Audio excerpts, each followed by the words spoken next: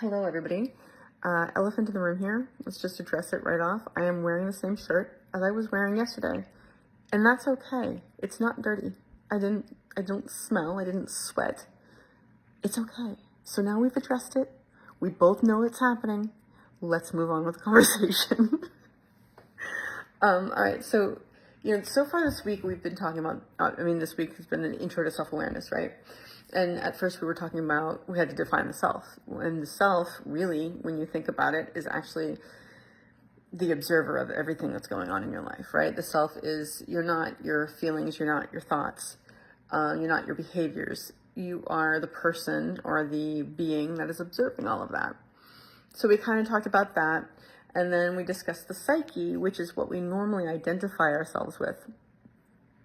But it actually turns out to be the stuff about ourselves that we are observing, which includes our emotions, our thoughts, our behaviors, personality, and all that stuff. And then yesterday, we were talking about noticing our behaviors and thoughts without judging, and emotions without judging them, which is crucial because otherwise you won't be able to move forward. If you're judging yourself, you just get stuck. So right now I wanted to discuss more about patterns of behavior and things that trigger them. So patterns and triggers. Welcome to today's, not lesson, but it's a little late than I wanted to be, but you know what? It's not 11 o'clock at night. So today we're talking about patterns and triggers. Patterns, I'll give you an example from my life, because I was talking to you yesterday about this, or was it this morning? Who knows? But as I've been calling my attention to my patterns, like I just see a lot of them. A lot. So what was I talking about yesterday? Oh my God, what was I? I should have prepared this before I got on the thing. So I was talking about how I find it hard to, it's like an attention thing. And that's because of the energy that's all around me, but I will punish myself. I punish myself over things that are not punishable offenses. Like maybe some of them are like, but most of them, I think logically aren't even really a problem. But I just have this habit, and this is a little different, I think, there's like a difference here. The difference is like there's patterns and triggers that make sense. And there's the triggers and patterns that are kind of like, that's a little off. But I'm just going to give you an example from my life, and you can apply it to however you want. So I have this habit of beating the shit out of myself. Not beating. I've gotten better at the voice of the critic. I don't talk to myself that way anymore, but I do still have these feelings, and I do cringe and have these problems when I think about like little things that I did that might have offended somebody, or it's the weirdest shit, I have to tell you. So that's a pattern. The trigger is the thought of that, whatever it is that I'm having a reaction to. And that's an example, but I'm trying to think about how I can even change that. Oh yeah, no, I do. I know. We covered this yesterday, Jen. All right, so it's important. So that's an example from my life. You can figure, there are millions. If you were observing your behaviors and patterns and thoughts, and your behaviors and your thoughts and your emotions yesterday, you definitely saw this. But because it happens so much you don't even realize it until you're like looking for it, or you're just aware of it. You're like, I'm doing that again. I'm doing that again.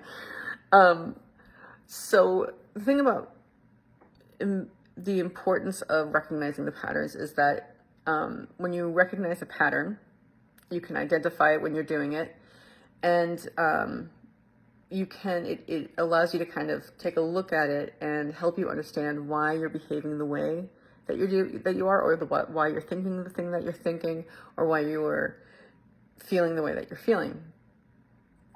And we've kind of been talking a bit about emotional awareness, which is part of the self-awareness, which is really about psyche awareness, but we're going with both definitions of self-awareness at this point, both self as the observer and self as the psyche. So it should be clear from context which I'm referring to. So we need to, in order to recognize our patterns, we need to be aware of what we're doing, right? So this emotional awareness helps identify these patterns and their sources. Behavioral change, right? So it's important to recognize things because it allows you to change your behavior. You have to be aware of it before you can change it. You have to see the pattern in order to understand it, in order to change it. So what this allows you to do is then proactively manage yourself. When you know your triggers, and you can be on the lookout for them, and you can be aware that it's going to happen or might happen, and then you can manage your response better. And it doesn't happen overnight. It does not happen overnight. It's a pattern. Pattern means habit, guys. It's a habit, and habits, especially like ones that are attached to emotions, really hard sometimes to break. I say that. There are people I know who'd be like, that's a really terrible affirmation. It's really easy to break the patterns. And like, yeah, it's not. So you've never had one then. So the good thing about recognizing the patterns as well, and being able to proactively manage your state and your behavior, is that it reduces your reactivity. So when you see it coming, you're like, okay, hang on, chill. And it helps you understand yourself. When you see your patterns, you see your triggers, you're understanding yourself, really. You know, it's not just like, oh, there's this and there's that. It's like, oh, I do this in response to this. Well, why is that? Oh, because I have this inside of me, and this is inside of me because of that. You know, I mean, like it just, it helps you know you. And in order to know you, it's really important to know yourself, because then you can get at what's bothering you. That's when you can get at what the problem is and fix it, the base problem, not the, oh, I got to stop eating ice cream problem. Because that's a problem, but it's a symptom. It's also a symptom of a deeper problem. And if we get at the deeper problem, then the other stuff, even though it's a habit, the habit's going to be easier to break, because it's still a habit. Let's be honest, it's still a habit. But you start noticing like, oh, I don't actually need that. So, let's go along with this ice cream eating habit. I like ice cream. I do. Even now that I stopped eating dairy, because apparently Ashkenazi Jews have a stomach that can't handle dairy. And that is what I am, though I am also culturally Irish Catholic. But my stomach, yeah, that's a completely pointless part of the story. I eat ice cream. Oh my God, it's like 8 minutes long already. I eat ice cream in response to any emotion, any strong emotion, like fear, feeling bad for myself, loneliness, anger, celebration, joy, like, oh, I deserve this, or, oh, I deserve this. You know, I mean, there's a lot of it. So in order to head that off, I've been able to wait. How have I really interrupted that pattern? It's hard, because if I do it once, then I do it for like a week. But what I do there is a lot of times I would prefer not to keep ice cream in the house, but it's not my house, and it's there. And sometimes it's just like, but I put a note on it that says, Jen, you will regret this later. And when I see that note, it does help. I stop. So that's good. And also the baseline problem, right, is my emotional regulation, or lack thereof. And the association I have to the dopamine boost that I get from eating. So those are two things to work on, right? One is becoming more stable, and being more aware of being healthy, as well as loving myself enough to want to be healthy and make the effort to be healthy, and being invested enough in my future to do it. And then there's like, okay, well, if instead of eating, what can I do? I can write, I can draw, I can do this, I can do that. It's hard to remember that in the moment, but it does help. So it's a long video, I know, but there are a lot. Let's talk about how you can identify the triggers and patterns, right? Yesterday we were talking about just observing your emotions and your thoughts and your behaviors without judging. Well, once you start observing them, you do start detecting patterns. And one way to really think this out and solidify it in your head is to journal. And that's like, I mean, I journal a lot. And the awesome thing about this is getting very long. The awesome thing about journaling is that you discover so much. You ask questions and you get answers.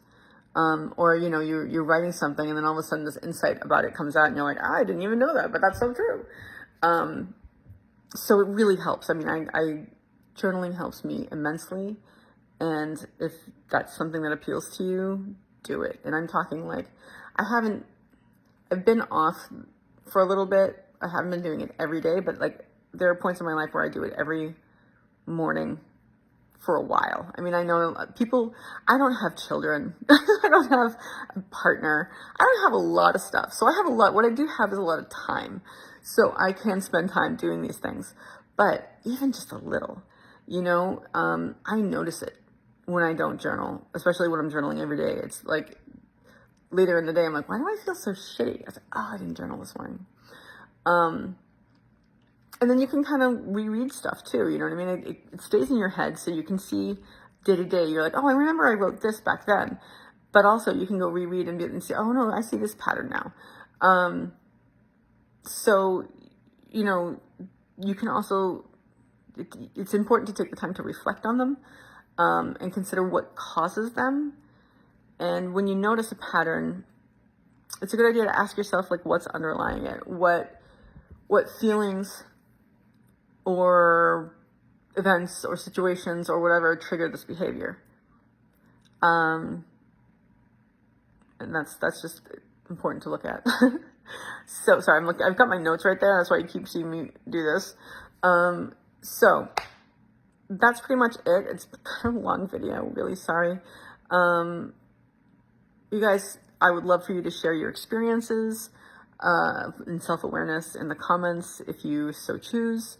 And if not, that's okay too. But, you know, I'd like to see them. And I'm just going to remind you that even if, like, and I said this yesterday too, even if you do a really long video that you don't think that you can actually really shorten, even if you tried to do it again, you can always choose to have a grateful day.